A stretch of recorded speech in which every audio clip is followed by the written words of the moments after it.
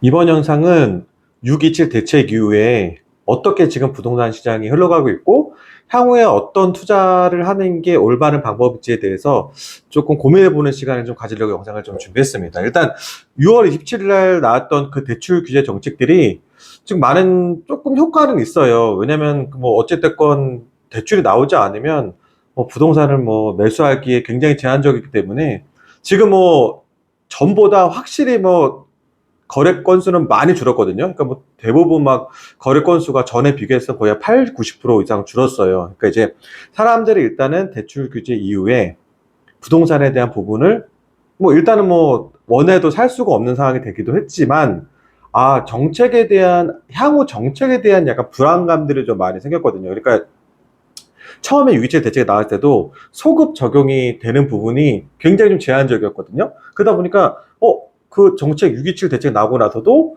바로 그냥 그 다음날 정책이 시행된다라고 했기 때문에 그 중요한 거는 뭐 계약을 미리 해놓은 사람인데 뭐 가계약금만 걸어놓은 사람이 나중에 본 계약은 뭐 6월 27일 이후에 했더라도 이게 적용이 안 되는 거죠, 이게. 그러다 보니까 많은 문제점들이 좀 많았었어요. 뭐 실제적으로 뭐 부동산을 살려고 했던 그 아파트, 특히 주택을 살려고 했던 사람들이 가장 큰 피해이기도 했고, 그때 특약 같은 조건들을 잘 걸어놓지 않은 분들은 실제로 대출이 나오지 않아서 계약금을 날리는 사태도 발생되기도 했어요. 그래서 제가 뭐 일부 지인들한테는 이런 얘기도 했어요. 정권이 바뀌고 나서 부동산에 대한 부분들은 어느 정권에서나 가장 크게 보고 있는 메인 좀 포인트거든요. 그러니까 뭐 이런 말까지 있을 정도죠. 이 국민들이 가장 큰 관심사가 부동산이기 때문에 그 현 정권에서 부동산 정책이 성공했냐 실패했냐에 따라서 그 정권의 성공 실패에 대한 부분들을 결정 지을 만큼 그만큼 좀 중요한 정책이기도 하거든요. 이 부동산이라는 게. 근데 정권이 바뀌고 나서 어, 약간 이제 뭐 국민들의 어느 정도 이제 반응이라든지 또 국민들이 어떤 부분에 대해서 요구하는 부분이라든지 그런 부분 1순위가 다 부동산이었거든요. 그러다 보니까 부동산 정책이 굉장히 빠른 시점에 나왔었고 그 부동산 시점에 나온 시점에 대해서 사람들은 준비된 기간이 별로 없었죠. 그래서 저 같은 경우에 지인이 있었을 때는 정권이 바뀌고 나서 부동산 정책이 어떻게 나올지 모르니까. 그리고 이제 정권이 바뀌기 전에 가격이 갑자기 급등을 했거든요. 불과 1년 전까지만 해도 가격적인 부분이 굉장히 조금 좀 보합세에 있었었는데, 그게 굉장히 올랐단 말이에요. 그러다 보니까, 이 새로운 정권에서는 이 부동산에 대한 이 가격 급등에 대한 부분들을 뭐 고민 안 할 수가 없었겠죠, 아무래도. 그래서 급하게 나왔던 정책이 6월 27일 날 627 대책이었고, 이 627 대책의 이 규제의 포인트는 대출 규제거든요. 주택담보대출에 대한 규제거든요. 즉, 집을 현금으로 살 때는 아무런 문제가 되지 않아요. 대신 주택담보대출을 이용했을 때 집 샀을 경우에는 이런 조건에 따라서 제한적인 규제를 받는다는 게 포인트거든요. 그러다 보니까 이 대출 규제 포인트가 6억 원이 최대로 받을 수 있는 금액이었던 게 가장 큰 거니까 현금 흐름이 좋았던 사람들, 그러니까 대출 이자를 충분히 갚나했던 사람도 많은 대출 이용할 수 있었었는데 그게 아예 안 됐던 거죠. 6억으로밖에 딱 제한이 되니까.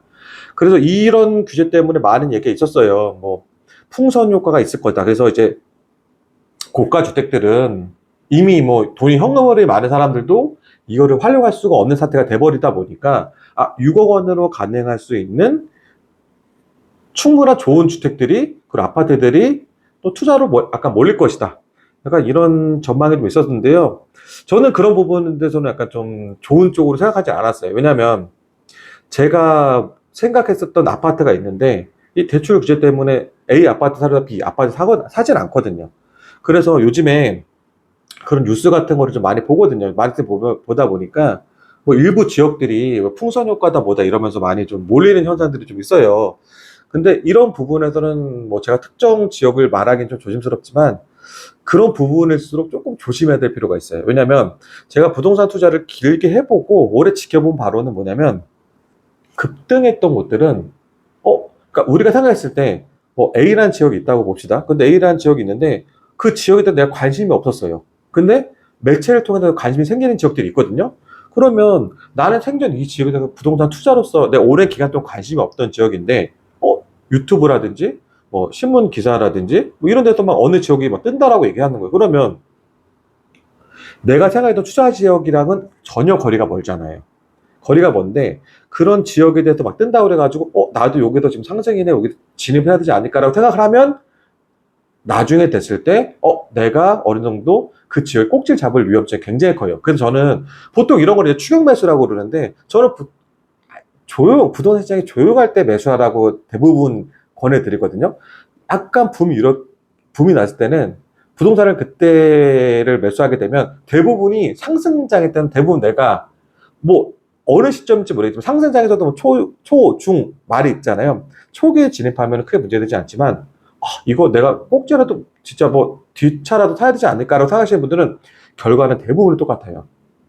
좋지 않은 결과다. 분명히 조정기 때는 가격대가 떨어지게 조정기를 받거든요. 분명히. 그러면 이런 분들은 대부분 불안과 조급한 심리 때문에 매수를 했던 건데 이렇게 됐을 경우에 가격이 떨어지다 보면은 정말 우울한 감이 들 수밖에 없는 거죠. 왜냐하면 뭐 아파트를 뭐 실거주로 사는 사람들이야 크게 뭐 영향력을 받지는 않겠지만 아파트에 대한 투자에 대해서 투자 목적으로 사는 사람들은 꼭 이런 부분에 대해서 우울감을 겪거나 그리고 내가 투자 잘못했다고 생각했을 때는 내가 정말 이거 투자에 대한 약간 감각이 없는 건가? 분명히 이런 경우를 겪게 되거든요. 그래서 가장 조심해야 될 것들은 추격 매수를 하면 안 돼요.